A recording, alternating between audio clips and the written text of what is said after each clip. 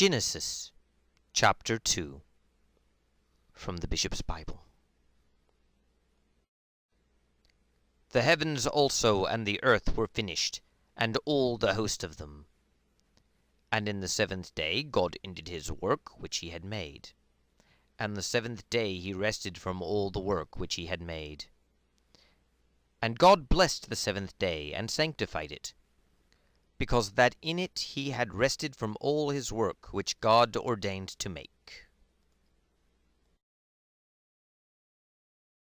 These are the generations of the heavens and of the earth. And every herb of the field before it grew, for the Lord God had not yet caused it to rain upon the earth, neither was there a man to till the ground. But there went up a mist from the earth, and watered the whole face of the ground. The Lord God also did shape man, even dust fro the ground, and breathed into his nostrils the breath of life, and man was a living soul. And the Lord God planted a garden eastward in Eden, and there he put the man whom he had shapen. Moreover, out of the ground made the Lord God to grow every tree that was fair to sight and pleasant to eat, the tree of life in the midst of the garden, and the tree of knowledge of good and evil.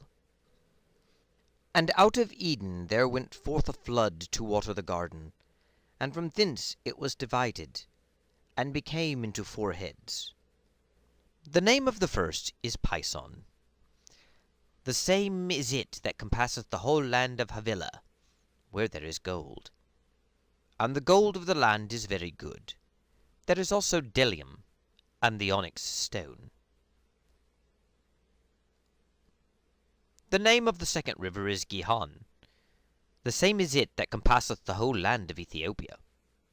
The name of the third river is Hiddekel, and it goeth toward the east side of Assyria. And the fourth river is Euphrates. And the Lord God took the man, and put him in the garden of Eden, that he might work it and keep it.